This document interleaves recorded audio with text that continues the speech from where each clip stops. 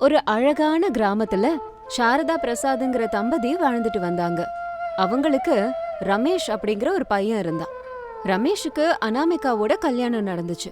அனாமிகா ரொம்ப நல்ல பொண்ணு, புத்திசாலி. அதே மாதிரி வீட்ல இருக்கிறவங்களோட நலனுக்காக எப்பவும் யோசிச்சுக்கிட்டே இருப்பா. அவங்க வீடு சின்னதா இருந்தாலும் வீட்டு எதிரில ஒரு காலி இடம் இருந்தது. இப்படி அவங்க சந்தோஷமா வாழ்ந்துட்டு இருந்த சமயத்துல ரொம்ப கஷ்டப்படுத்துற மாதிரி கோடை காலம் வந்துச்சு. இந்த வருஷம் வெயில் ரொம்ப அதிகமா இருந்தது. காலையில ஆன உடனேயே சூரியன் சுட்டெரிக்க ஆரம்பிச்சிருவாரு. அன்னைக்கு மத்தியானம் வீட்ல சாரதாவும் பிரசாதும் சூடு தாங்காம ஹால்ல உட்காந்து பேசிக்கிட்டு இருந்தாங்க. என்னங்க பாத்தீங்களா, இந்த வருஷம் வெயில் எவ்வளவு அதிகமா இருக்குன்னு?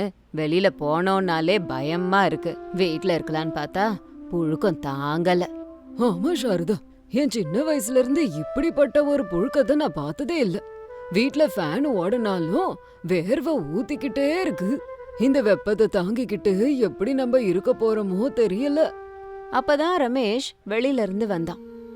அம்மா, கொஞ்சம் தண்ணி கொடுமா. வெயில் தாங்கவே முடியல. அனல் காத்து உயிரை எடுத்துட்டு போயிடும் போல இருக்கு. நான் வேலை செய்யற இடத்துல நிழல் கூட இல்ல. வர்றதுக்குள்ள எனக்கு மயக்கமே வந்துரும் போல இருந்துச்சு. ஐயோ, கொஞ்சம் அப்படி உட்காருடா. அனாமிகா, அம்மா அனாமிகா, உன் புருஷன் வந்திருக்கான் பாருமா. சீக்கிரமா தண்ணி எடுத்துன்னு வா. சில்லுன்னு தண்ணி எடுத்துட்டு வா.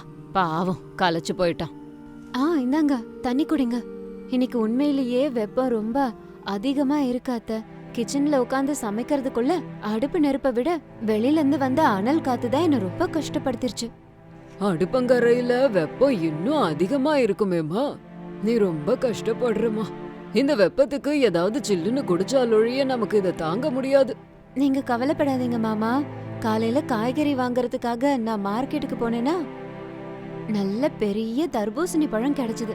அத பார்த்ததும் இந்த வெயிலுக்கு கொஞ்சம் இதமா இருக்கும்னு தோணுச்சு. அதனாலதான் நல்லா ஃப்ரெஷ்ஷா வாங்கிட்டு வந்தேன். அப்பா, நல்ல வார்த்தை சொன்ன அனாமிகா. அந்த தர்பூசணிய சாப்பிட்டா இப்போ உயிர் வந்த மாதிரி இருக்கும். கொஞ்சம் எடுத்துட்டு வாயேன் அப்படின்னு சொன்னதும் அனாமிகா உள்ள போய் உள்ள நல்லா செகப்பா தித்திப்பா வெளியில பச்சையா இருக்கிற வாட்டர் மெலனை கட் பண்ணி கொண்டு வந்தா. அதை கொண்டு வந்து டீ பாயில வச்சதும் ஆளாளுக்கு வேக வேகமா அதை எடுத்து நிம்மதியா சாப்பிட்டாங்க. வச்சதுமே சாரதா ஒரு பழத்தை எடுத்து சாப்பிட்டாங்க. அதே மாதிரி பிரசாத், ரமேஷ் ஆளாளுக்கு ஒன்னொன்னு எடுத்துக்கிட்டாங்க. ஆஹா, நல்லா சில்லுன்னு தித்திப்பா இருக்கு தெரியுமா. இந்த வெயிலுக்கு இது அமிர்தம் மாதிரி இருக்கு. என் உயிரே திரும்பி வந்த மாதிரி இருக்கு. ஆமா சாரதா, நீ சொல்றது உண்மைதான். எவ்ளோ வெப்பமா இருந்தாலும் இந்த தர்பூசணி பழத்தை கட் பண்ணி வாயில வச்சதும் கஷ்டத்தை மறக்கடிக்குது. அம்மா அனாமிகா, சரியான நேரத்துல சரியான பழத்தை வாங்கியிருக்கம்மா. எனக்கு இதை சாப்பிட்டா கூட இன்னும் ஏதாவது குடிக்கணும் போல தோணுது. அனாமிகா, இன்னும் சில பீஸ் இருந்தா ஜூஸ் பண்ணி கொண்டு வாயா. கண்டிப்பாங்க, இப்பவே போய் ஜூஸ் போட்டு கொண்டு வரேன் அப்படின்னு சொல்லிட்டு அனாமிகா மீந்த பீசஸ் எல்லாம் கொண்டு போய் மிக்ஸில போட்டு ஜூஸா அடிச்சு சில்லுன்னு எடுத்துட்டு வந்து கொடுத்தா. அதை எல்லாரும் ஆனந்தமா குடிச்சிட்டு இருந்தாங்க. அம்மா அனாமிகா, இந்த ஜூஸ குடிக்கும்போது அப்படியே சொர்க்கத்துல மிதக்கிற மாதிரி இருக்கு. இந்த தர்பூசணி இன்னைக்கு இல்லன்னா இன்னைக்கு இந்த வெயில்ல பைத்தியமே புடிச்சிருக்கும். ஆமாமா, இந்த தர்பூசணி வீட்ல இருக்கறதால நம்ம வீடே குளுகுளுன்னு இருக்க மாதிரி தோணுது. நல்ல காரியம் பண்ணமா அனாமிகா. இப்படி எல்லாரும் சந்தோஷமா தர்பூசணிய சாப்பிட்டுக்கிட்டு அனாமிகாவை புகழ்ந்துட்டு இருந்தாங்க. அப்போ அனாமிகா பிளேட்ல இருந்த வாட்டர்மெலன் சீட்ஸையும் பக்கத்துல இருந்த தோட்டத்தையும் மாறி மாறி பாத்துக்கிட்டே இருந்தா. அவ மனசுல ஒரு யோசனை வந்துச்சு. அத்த, மாமா, எனக்கு ஒரு யோசனை வந்திருக்கு. என்ன ஆச்சுமா? என்ன யோசனை அது? அது ஒண்ணு இல்ல அத்த, நம்ம வாட்டர்மெலன் சாப்பிட்டு எவ்வளவு சந்தோஷப்பட்டுட்டு இருக்கோம். நம்ம வீட்டை சுத்தி நிறைய காலி இடம் இருக்குல்ல. இந்த விதைகளை நம்ம அந்த காலி இடத்துல போட்டு அதை வளர வைக்கலாம்ல. தர்பூசணிகளை விளைவிக்கிறதா? அது நம்மளால முடியுமாமா? அதுக்கு தாராளமான இடம் வேணும், அறுவடை பண்ணறதுக்கு ஆளு வேணும். ஆமா நமிகா, அப்பா சொல்றது நிஜம்தான். நம்மலாம் ஒன்னும் விவசாயிங்க இல்லல்ல. இது எதையும் நம்ம வீட்ல செய்ய முடியாதோ என்னமோ. இல்லங்க, நான் பேப்பர்ல டிவில எல்லாம் கூட பார்த்தேன். வீட்ல இருக்க காலி இடத்துல கூட நம்ம ரொம்ப சுலபமா தர்பூசணி பழங்களை விளைவிக்கலாம். நம்ம வீட்டை சுத்தி இருக்கிற காலி இடத்துல இந்த விதைகளை தூவி விட்டோம்னா அது பாட்டுக்கு வளர்ந்துட்டு போகுது. அது அப்படியே நம்ம வீட்டெல்லாம் சூழ்ந்துக்கும். வீட்டையே சூழ்ந்துக்குமா? அப்படின்னா மேல் கூரையெல்லாமா? ஆமா அத்த, நம்ம அந்த கொடிய வீட்டு பால்கனி மேல, வீட்டு கூரை மேல படர்ற மாதிரி செய்யணும். அப்ப இந்த கொடி வீட்டையே முழுசா சூழ்ந்துகிட்டு ஒரு வீடு மாதிரியே காட்சியளிக்கும். ஆஹா, கேக்குறதுக்கே ரொம்ப நல்லா இருக்கேம்மா. கொடி மொத்தமும் வீட்டை சூழ்ந்துக்குச்சுன்னா சூரிய ஒளி நம்ம வீட்டுக்குள்ள வராது இல்லையா? அட ஆமா, பச்சை பசேல்னு கொடி நம்ம வீட்டை சூழ்ந்துக்குச்சுன்னா வெப்பம் வீட்டுக்குள்ளார கூட வராதுல்ல. இது நல்ல ஐடியா அனாமிகா. எனக்கு கூட இந்த ஐடியா ரொம்ப பிடிச்சிருக்கு. ஒரு பக்கம் வீடு சில்லுன்னு இருக்கும், இன்னொரு பக்கம் தர்பூசணி கிடைக்கும். தினந்தோறும் தித்திப்பா அதை நம்ம சாப்பிடலாம். கண்டிப்பா இதை நம்ம செஞ்சுக்கலாமா? நிஜமாவா அத்தை? எல்லாரும் ஒத்துக்கிறீங்களா? கண்டிப்பாமா. இன்னைக்கே நம்ம வீட்டு காலி இடத்துல இதோட விதைகளை போடலாம். தர்பூசணிய வளர்க்கலாம். அது நம்ம வீட்டுக்கு குளு குளுன்னு காத்து தரட்டும். நான் மண்ணை தோண்டி இந்த விதையெல்லாம் விதைக்கிறதுக்கு உதவி பண்றேன். நம்ம எல்லாரும் சேர்ந்து நம்ம வீட்டை ஒரு வாட்டர்மெலன் வீடா மாத்தலாம். இந்த யோசனை அவங்களுக்கு ஒரு புது உற்சாகத்தையே கொடுத்தது. எல்லாரும் ஒத்துக்கிட்டதுக்கு அப்புறமா சாயந்தரமா வேலைய ஆரம்பிச்சாங்க.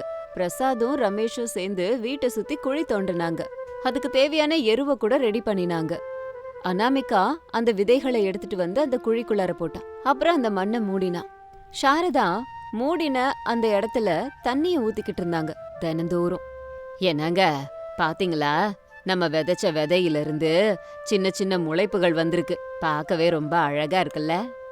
ஆமா சாரதா, ரொம்ப வேகமா வளருதுங்க. மண்ணு நல்ல மண்ணுங்கறதால வருது. அனாமிகாவோட ஐடியா ரொம்ப நல்லா இருக்கு. அத்தை, கொடி வளருது. இப்ப நம்ம அதுக்கு சப்போர்ட் கொடுக்கணும் அத்தை. என்னங்க, நீங்க ஒரு கட்டைய கொண்டு வரீங்களா? அந்த கொடியை நம்ம செவர்ல வீட்டுக்கு மேல போற மாதிரி நம்ம கட்டி வைக்கணும். இப்பவே கொண்டு வர அனாமிகா. கட்டையையும் கயிறையும் வச்சு இந்த கொடியெல்லாம் வீட்டு மேல படர்ற மாதிரி நம்ம செஞ்சிடலாம் அப்படின்னு சொல்லி ரமேஷ் வேகமா போய் கட்டை கயிறு ரெண்டையும் கொண்டு வந்து வீட்டை சுத்தி கட்டி வச்சிருந்தான். அது பாக்குறதுக்கு பந்தல் மாதிரி இருந்தது. வளர்ற கொடிகள் மெல்ல மேல ஏறிச்சு. வீடு கூரை வரைக்கும் வளர்ந்தது. நாட்கள் செல்ல செல்ல வெயில் ரொம்ப அதிகமா இருந்தது இந்த வருஷம். ஆனா அவங்க வீட்ல மட்டும் விசித்திரமா குளு குளுன்னு இருந்தது. அந்த தர்பூசணி கொடி அவங்க வீட்ல அப்படி ஒரு சிலுசிலுப்பு கொடுத்தது. பச்சை பசேல்னு இலைகள், பெரிய பெரிய பூக்கள் அந்த வீட்டை ஒரு அழகான கார்டன் மாதிரி மாத்துச்சு. அனாமிகா, வெளியே வந்து பாருமா, கொடியில பெரிய பெரிய பூங்க இருக்கு. சின்ன சின்ன பிஞ்சு கூட வந்திருக்கு. நிஜமாவா அத்தை? கேட்கவே ரொம்ப சந்தோஷமா இருக்கு. நம்ம கஷ்டத்துக்கு பலன் கிடைச்சிருச்சு. இந்த இலையும் கொடியும் சேர்ந்து நம்ம வீட்டுக்கு ஒரு பெரிய கொடையா மாறிடுச்சு இல்லையா? நீங்க கவனிச்சிங்களா இல்லையா? இப்ப வர வர நம்ம வீட்ல மத்தியானம் வெப்பமே தெரியல இல்லையா? ஆமாப்பா, வீட்டுக்கு மேல சூரிய கதிர் படாத அளவுக்கு இது தடுக்குது. இப்ப நம்ம வீட்டை பாக்குறதுக்கே ஒரு தர்பூசணி வீடு மாதிரி இருக்குல்ல. வெளிய இருந்து யாராவது பார்த்தாங்கன்னா ஆச்சரியப்படுவாங்க அப்படின்னு நினைச்சிட்டு இருக்கும்போது இன்னும் 2 வாரத்துல அந்த கொடிகள்ல இருந்து தர்பூசணி வர ஆரம்பிச்சிருச்சு. அது கொஞ்சம் கொஞ்சமா வளர்ந்து பெருசாகவும் ஆரம்பிச்சுது. பச்சையா குண்டு குண்டா பார்க்கவே அழகா இருந்தது. இப்ப அந்த வீடு பார்க்க தர்பூசணி நந்தவனம் மாதிரி இருந்தது. வெயில் வெளியில பயங்கரமா இருந்தாலும் அவங்க வீட்டுக்குள்ள மட்டும் அதனோட தாக்கம் தெரியல. ஒரு நாள் மத்தியானம் எல்லாரும் சேர்ந்து ஹால்ல உட்காந்துருந்தாங்க. ஐயோ, வெளியில போனோம்னாலே பயமா இருக்கு. நம்ம வீட்ல இருக்கிறது தான் இப்போதைக்கு சேஃப். ஃபேன் இல்லைன்னா கூட அமைதியா நிம்மதியா இருக்கு. இதெல்லாம் நம்ம மருமக அனாமிகாவோட யோசனையில நடந்தது. அன்னைக்கு மட்டும் அனாமிகாவுக்கு அந்த யோசனை வரலன்னா இன்னைக்கு இப்படி இருக்குமா? ஆமா அனாமிகா, இதெல்லாம் உன்னாலதான் நடந்தது.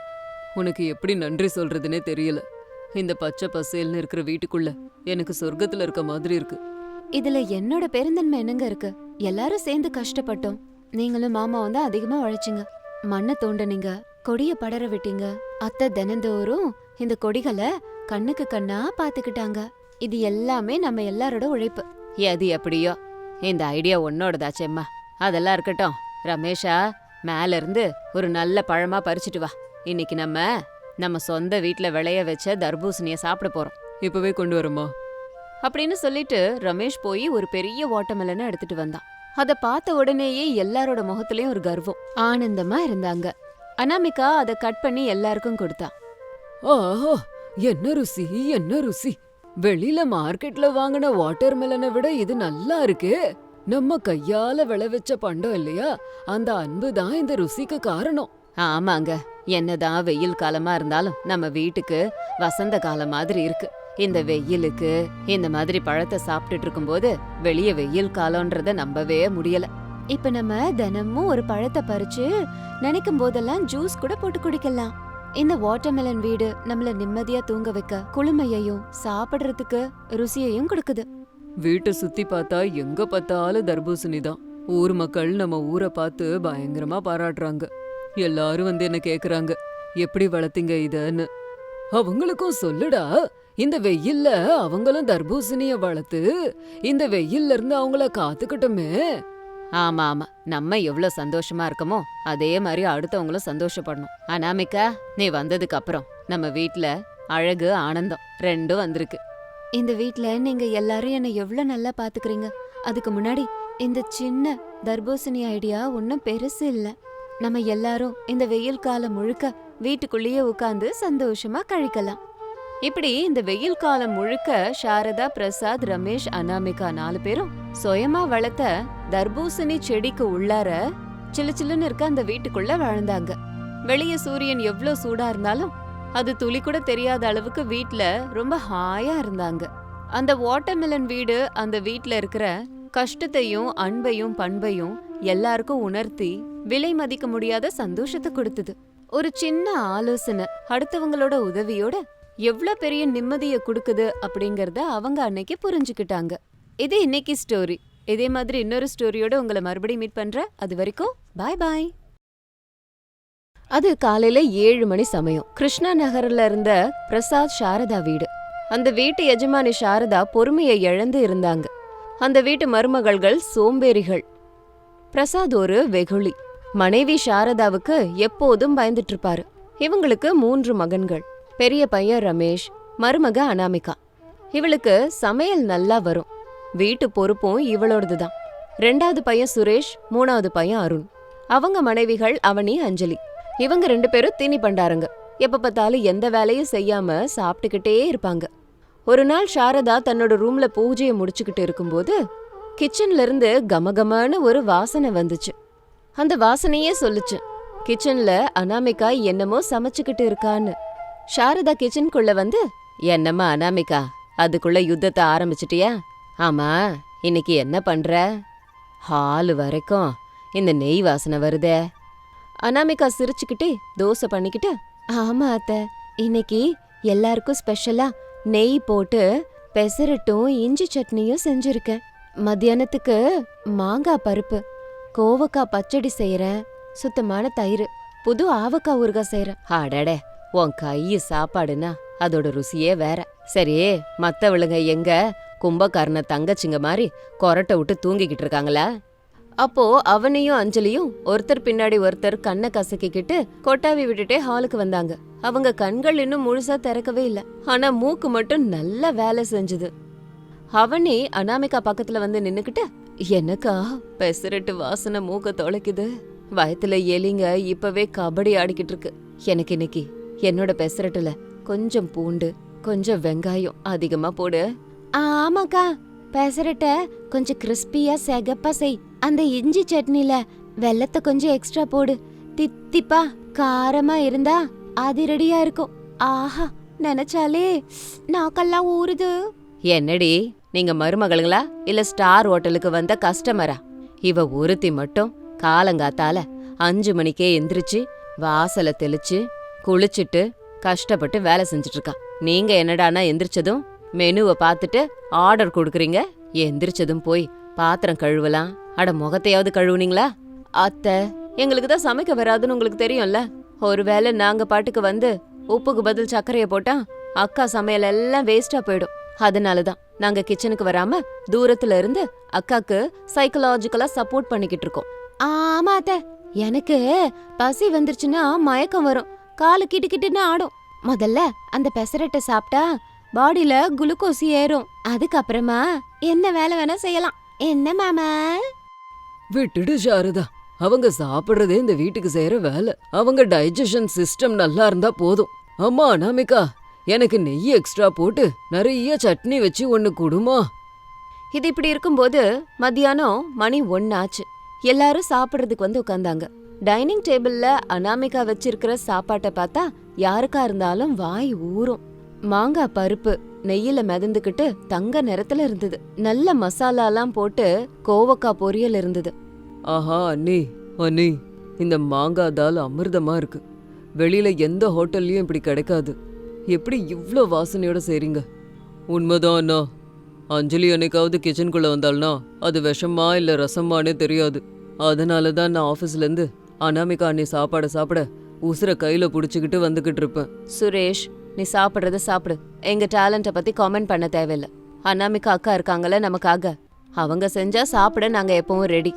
அஞ்சலி 3வது தடவை சாப்பாடு போட்டுக்கிட்டு, ஆமா அக்கா சமைக்கும் போது எங்களுக்கு என்ன சமைக்க அவசியம், இந்த கோவக்காய் பொரியல் என்னமா இருக்கு, இது சீக்கிரம் டைஜஷன் ஆயிடுமேன்னு இருக்கு. அக்கா நாளைக்கு என்ன கத்திரிக்காய் செய்ய ப்ளீஸ். அனாமிகா அம்மா, நீ கூட உட்காருமா. கொம்ப மேலால ஏதோ ஃப்ரீயா கிடைக்கிற மாதிரி தின்னுக்கிட்டே இருக்குங்க. நீ நின்னு பாத்துக்கிட்டே இருக்க. கொஞ்சம் கூட வெக்கமே இல்ல. ஒரு சொம்பு தண்ணி முண்டு தர மாட்டாளுங்க. ஆனா பிளேட்டை மட்டும் சுத்தமா தொடச்சு வச்சிருக்காங்க. ஒலிம்பிக்ல கோல்டு மெடல் வாங்கிடுவாங்க இத போட்டியா வச்சா. பரவாயில்ல விடுங்க அத்தை, இவங்க இவ்ளோ இஷ்டமா சாப்பிட்டா செஞ்ச சிரமம் எல்லாம் மறந்து போய் மனசுக்கு சந்தோஷமா இருக்கு. அவங்க நல்லா இருந்தா போதும் அப்படின்னு நினைச்சு எல்லாருமே சாப்பிட்டுட்டு டிவி பார்த்துட்டு படுத்துட்டாங்க. மணி ராத்திரி 12 தாண்டுச்சு. வீடே நிசப்தமா இருந்தது. அவனி மெதுவா கதவை திறந்து வெளியில எட்டி பார்த்துட்டு அப்படியே வெளியில வந்தா. அப்படியே அஞ்சலியும் எதிர் ரூம்ல இருந்து சத்தம் போடாம பூனை மாதிரி வந்தா. 2 பேரும் இருட்டுல ஒருத்தர் பார்த்துட்டு ஷாக் ஆயிட்டாங்க. அவனி டக்குன்னு நெஞ்சில கைய வச்சுக்கிட்டான். அஞ்சலி, ஐயோ ஏண்டி இப்படி? பயந்தே போயிட்டேன் நானு. அது வந்து அதான் தாகத்துக்கு தண்ணி குடிக்க வந்தங்க. நீ இங்க என்ன பண்ற? ஒரு ரூம்ல வாட்டர் பாட்டில் இல்லையா? பொய் சொல்லாதடி, உன் கண்ணுல இருக்கிற பசி எனக்கு இங்க இருந்தே தெரியுது. அக்கா சாயந்தரம் அக்கா செஞ்ச ரவா லட்டு இங்கதான் ஷெல்ஃப்ல எங்கேயோ இருக்குன்னு நினைக்கிறேன். அத தேடுறதுக்கு தானே இப்ப எந்திரிச்சு வந்த. ஆனா ஆமாக்கா, ஆமா அந்த நெய் ரவா லட்டு சாப்பிட்டா எனக்கு நல்லா தூக்கம் வரும்னு தோணுச்சு. மதியானம் சரியா சாப்பிடலன்னு நினைக்கிறேன். அதான் பசியில சரியா தூக்கம் வர மாட்டுது. ஆமா ஆமா, மதியானம் நீ வெறும் 3 தடவை மட்டும்தானே சாப்பிட்ட. பாவம், டயட் பண்றேன்னு நினைச்சேன். சரி வா, கிச்சனுக்குள்ள போய் அந்த டப்பா எங்க இருக்குன்னு தேடுவோம் அப்படின்னு நினைச்சு 2 பேரும் ஒருத்தர் கைய ஒருத்தர் பிடிச்சுக்கிட்டு போய்கிட்டு இருந்தாங்க. லைட்ட போட்டா அத்தை கண்டுபிடிச்சிருவாங்கன்னு போன்ல டார்ச்ச போட்டுக்கிட்டு அந்த டப்பாவை தேடிக்கிட்டு இருந்தாங்க. தேடினதுக்கு அப்புறமா அவங்களுக்கு அந்த டப்பா கிடைச்சது. 2 பேரும் சேர்ந்து டப்பாவை திறந்தாங்க. அது லட்டு தான். ஏலக்காய் நெய்யோட வாசனை கமகமான்னு இருந்தது. அத சாப்பிடலான்னு நினைச்சாங்க. அந்த நேரத்துல சாரதா எந்திரிச்சு வந்து அவங்கள பார்த்து திருடுங்கன்னு நினைச்சு பக்கத்து ரூம்ல இருந்த அனாமிகாவை எழுப்பி கூட்டிட்டு வந்தாங்க. அப்போ சாரதா லைட்ட போட்டாங்க. அடி பாவிகளா, திருடங்க வந்துட்டாங்கன்னு நினைச்சா இந்த வீட்டு தீனி பண்டார ராணிங்க நிக்கிறாங்க. அவனி வாயில லட்டு வச்சுக்கிட்டு, நாங்க ஜஸ்ட் டேஸ்ட் தான் பண்ணோம் அத்தை. டேஸ்ட் பண்றீங்களா? பாதி டப்பா காலி ஆயிடுச்சு. எதுக்குடி இவ்ளோ ஆசை? பகல்ல சாப்பிட்டா போதாதா? அனாமிகா பாவம் எல்லாருக்கும் சேர்த்து செஞ்சிருக்கா. நீங்களே காலி பண்ணா சரியா? அத்தை விடுங்க அத்தை, அவங்களுக்கு பசிச்சிருக்கும். இல்ல அனாமிகா, இதை இப்படியே விட முடியாது. நாளையில இருந்து இந்த வீட்ல நீ சமைக்காத. இவளுங்க 2 பேருமே சமைக்கட்டும். நீ நாளைக்கு உட்கார்ந்து சாப்பிடு. இவளுங்க செய்யறத நம்ம சாப்பிடுவோம். சமைக்கணுமா? நாங்களா? வேணாத்த அப்படின்னு சொல்லிட்டு எல்லாரும் போய் படுத்துட்டாங்க. மறுநாள் காலையில சாரதா சொன்ன மாதிரியே அனாமிகாவை கிச்சனுக்குள்ள அவங்க விடல. அவனியும் அஞ்சலியும் தான் சமைச்சுக்கிட்டு இருந்தாங்க. அக்கா இப்ப என்ன பண்றது? எனக்கு டீ கூட போட தெரியாதே. யூடியூப்ல பாக்கலாம் இரு, டீ போடுறது பெரிய வேலை இல்ல அப்படின்னு நினைச்சு 1 மணி நேரம் கழிச்சு அவங்க ஒரு டீய போட்டாங்க. பிரசாத் அந்த டீய குடிச்சிட்டு துப்பிட்டாரு. அப்ப பிரசாத் சாரதா கிட்ட, என்னடி இது, டீயா இல்ல சுகர் சிரப்பா? 1 கிலோ சர்க்கரைய போட்டிருக்காளுங்க. குடிங்க, அவங்க அன்போட கொடுத்துருக்காங்கல்ல. இது இப்படி இருக்கும்போது மத்தியானத்துக்கு மருமகள்கள் 2 பேரும் சாப்பாடுங்கிற பேர்ல யுத்தமே பண்ணாங்க. சாப்பாடு செஞ்சா அது பாயசமா மாறிடுச்சு. குழம்பு தீஞ்சு போச்சு. அக்கா என்னால முடியலக்கா, காலு 2ம் வலிக்குது. அனாமிகாக்கா தினமும் எப்படி இத பண்றாளோ? ஆமா அஞ்சலி, ஒரு நாள் சமைக்கிறதுக்கே நமக்கு இவ்ளோ கஷ்டமா இருக்கு. ஆனா அக்கா மட்டும் அந்த சிரிப்போட எல்லாருக்கும் சாப்பாடு போடுறா. நம்ம மட்டும் எந்த வேலையும் செய்யாம தின்னுட்டு ராத்திரி வேளையில திருட்டுத்தனமா சாப்பிடுறோம். நம்ம தான் வெக்கப்படணும் அப்படி நினைச்சுக்கிட்டு இருக்கும்போது சாயந்தர நேரம் ஆச்சு. எல்லாரும் ஹால்ல உட்கார்ந்திருந்தாங்க. அவனியும் அஞ்சலியும் கண்கள்ல கண்ணீரோட அனாமிகா கிட்ட வந்தாங்க. அக்கா எங்களை மன்னிச்சிருக்கா, சமையல் செய்யறது எவ்வளோ கஷ்டம், வீட்டை நடத்துறது எவ்வளோ கஷ்டம்னு புரிஞ்சுக்கிட்டோம். நாங்க 2 பேரும் கேவலம் சாப்பிடுறதுல தான் கவனத்தை செலுத்தணும். உன் கஷ்டத்தை பார்க்காம விட்டுட்டோம். ஆமாக்கா, உன் கையால சாப்பிட்டு சாப்பிட்டு நாங்க நல்ல சோம்பேறிங்களா மாறிட்டோம். இனிமே அப்படிலாம் பண்ண மாட்டோம்க்கா. நாளையில இருந்து நீ சமைக்கும் போது நாங்க 2 பேரும் உனக்கு உதவி செய்வோங்கா. காய்கறி கட் பண்றது, அத கழுவுறது, பாத்திரம் தேய்க்கிறது. அப்பாடா, என் மருமகளுக்கு ஒரு வழியா ஞான உதயம் வந்துருச்சு. பரவாயில்லடி, நீங்க புரிஞ்சுக்கிட்டா அதுவே போதும். சேர்ந்து வேலை செஞ்சோம்னா யாருக்குமே களைப்பு இருக்காது. சரி சரி, இதெல்லாம் நிறுத்திட்டு அம்மா அனாமிகா சீக்கிரமா போய் ஏதாவது செய்யுமா. இவங்க சாப்பாடுல இருந்து தப்பிச்சுக்கிற. அத கேட்டுட்டு அங்க இருந்த எல்லாரும் சத்தமா சிரிச்சாங்க. அன்னையில இருந்து அந்த வீட்ல எல்லாரும் கலந்து ஒன்னா வேலை செஞ்சாங்க. அவனியும் அஞ்சலியும் வெறும் சாப்பிட மட்டும் செய்யாம வீட்டு வேலைகள் எல்லாத்தையும் செய்ய ஆரம்பிச்சாங்க. அனாமிகாவோட சமையலுக்கு இவங்களோட உதவியும் இருந்ததுனால அவளுக்கு எல்லா வேலையும் ரொம்ப ஈஸியாச்சு. இது இன்னைக்கு ஸ்டோரி. இதே மாதிரி இன்னொரு ஸ்டோரியோட உங்களை மறுபடியும் மீட் பண்றேன். அது வரைக்கும் பாய் பாய்.